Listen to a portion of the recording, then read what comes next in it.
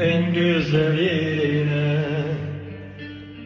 Yıprattın kendine beni de, benim düşlerimden hep sensin her gece.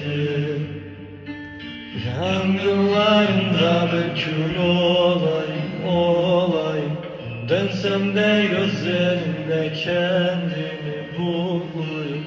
Sar zamanımızı bir geriye, en güzel yerine. Yıprattın kendine beni de, benim düşlerimden hep sensin her gece.